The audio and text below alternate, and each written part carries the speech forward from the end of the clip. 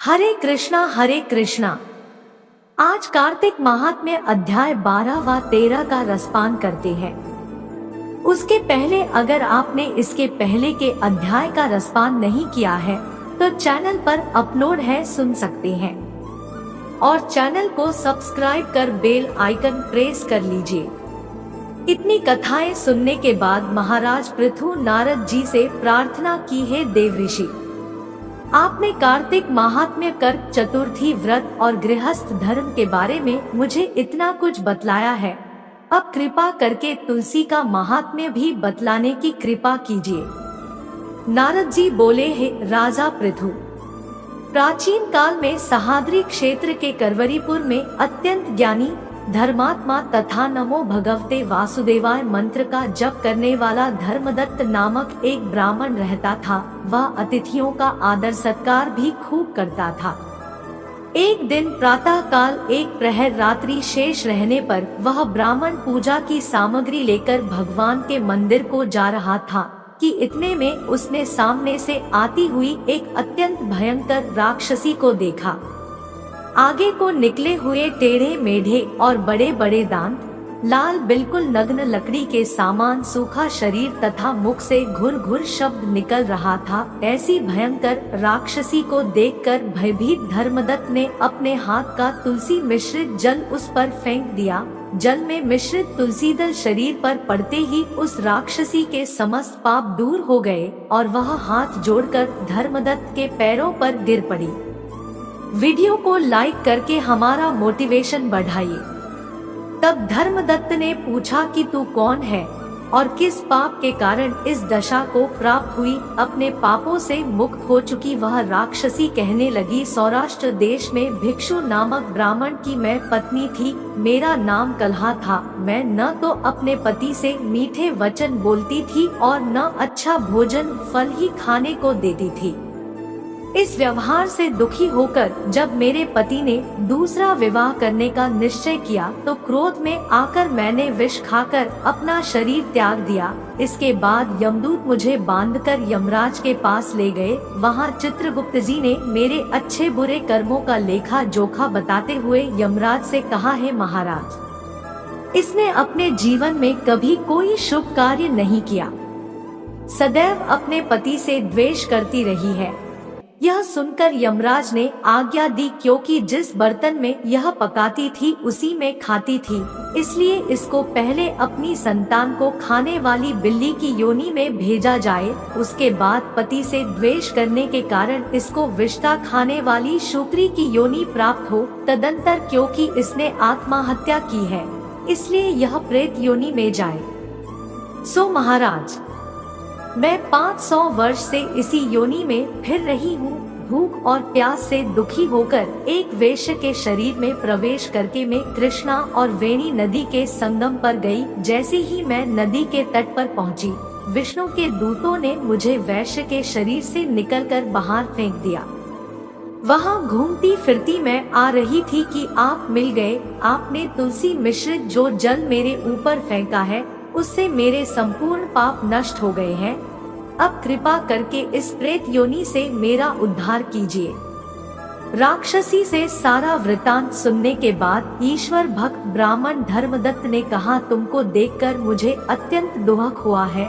मैं जानता हूँ कि तीर्थ, व्रत, दान आदि सत्कर्म प्रेत योनि में नहीं हो सकते। तुम्हारे पापा अधिक तथा पुण्य बहुत कम है, इसलिए मैंने अपने जीवन काल में जितना कार्तिक मास का स्नान और व्रत किया है उसका आधा पुण्य तुमको देता हूँ। इससे तुम्हें उत्तम गति प्राप्त होगी। इसके पश्चात ब्राह्मण ने जो ही नमो भगवते वासुदेवाय मंत्र पढ़ते हुए तुलसी मिश्रित जल से उसका अभिषेक किया, वह प्रेत योनि से मुक्त पाकर अग्नि के समान दिव्य देह धारण कर लक्ष्मी के समान रूपवती हो गई। इसके बाद उसने ब्राह्मण को नमस्कार किया। तभी भगवान विष्णु के पुण्यशील तथा सुशील नामक 2 दूत वहां पर आए और उसको विमान में बैठाकर बैकुंठ को ले गए। उन दूतों ने धर्मदत्त से कहा, हे ब्राह्मण, निरंतर भगवान की भक्ति में लगे रहने के कारण तुम धन्य हो। तुम्हारे द्वारा कार्तिक मास के स्नान व व्रतों का आधा पुण्य दिए जाने के कारण ही इसकी मुक्ति हुई है। हे विप्र, अपने इस त्याग, भक्ति और कार्तिक स्नान के प्रताप से कालांतर में तुम राजा के कुल में जन्म लोग और अंत में बैकुंठ धाम को प्राप्त करोगे। राजा पृथु ने हाथ जोड़कर देवऋषि नारद जी से कहा, है महाराज, अब भगवान की पूजा महात्म्य सुनाने की कृपा कीजिए। तब नारद जी बोले, हे राजा पृथु, जो मनोविनोद हंसी में भी भजन करता है उसको परम पद प्राप्त होता है। जो श्रद्धा युक्त होकर भजन करता है उसके महात्म्य का वर्णन नहीं किया जा सकता। इस संबंध में मैं एक अति प्राचीन इतिहास सुनाता हूँ, ध्यान पूर्वक सुनो। नारद जी ने कहा, कलिंद पर्वत पर दीर्घपुर नामक नगर में सुबाहु नाम का एक अत्यंत धर्मात्मा राजा राज्य करता था। वह प्रजा का पुत्र के समान पालन करता था। उसके ध्रुमकेश नाम का एक पुत्र था जो अत्यंत दुराचारी, परस्त्रीगामी, चोर तथा जुआरी था। पुत्र के दुराचरणों को देखकर राजा सुबाहु ने उसे अनेक बार ताड़नाएं दी, परंतु वह किसी प्रकार नहीं माना। एक दिन खेलते हुए उसकी गेंद छोटी रानी के महल में जा गिरी।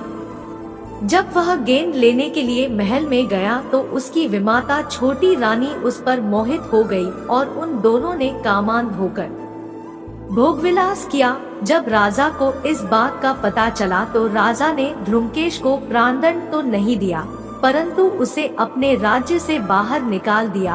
अब राजकुमार वन में रहकर प्रतिदिन मांसमदिरा खाता पीता तथा रात्रि को वेश्याओं के यहाँ निवास करता। चोरी आदि करके जो भी धन वह प्राप्त करता सब वेश्याओं को दे देता। इस प्रकार अनेक वर्ष व्यतीत हो गए। एक समय वह भटकते भटकते वृंदावन में पहुंच गया। वृंदावन में ध्रुमकेश ने सत्यव्रत नामक एक परम विष्णु भक्त को देखा जो अपना घर बार छोड़कर कार्तिक मास में वृंदावन में रहकर भगवान का पूजन करता तथा केवल कंदमूल और फल खाता था। वह भक्त प्रतिदिन भगवान से प्रार्थना करता है, हे भगवान, इस दोअखरूपी संसार में डूब रहे मुझ दीन की आप रक्षा करें। मैं राधा जी सहित आपको बारंबार नमस्कार करता हूँ। प्रेम मग्न होकर वह कभी कभी रोने, कभी गाने और कभी नाचने लगता था। ध्रुमकेश ने उस भक्त की जब ये क्रियाएं देखी तो रात्रि को वैश्या के घर आकर मिट्टी की एक मूर्ति बनाकर वैसे ही सब कृत्य किए और अंत में स्तुति आदि करके वैश्या के घर में ही सो गया। देव योग से राजा के दूत भी उसी समय वहां आ गए और उनके हाथ से ध्रुमकेश मारा गया। यमदूत उसको महापापी समझकर मारते हुए पकड़कर यमराज के पास ले गए। ध्रुमकेश को देखते ही यमराज अपने सिंहासन से खड़े हो गए और पाद्य, अर्घ्य आदि देकर उसका सत्कार किया। फिर अपने दूतों को फटकारते हुए कहा, तुमको धिक्कार है। जब हमने यह आज्ञा दी हुई है कि विष्णु भक्तों को यहाँ पर मत लाओ, फिर ध्रुमकेश को यहाँ पर क्यों लाए?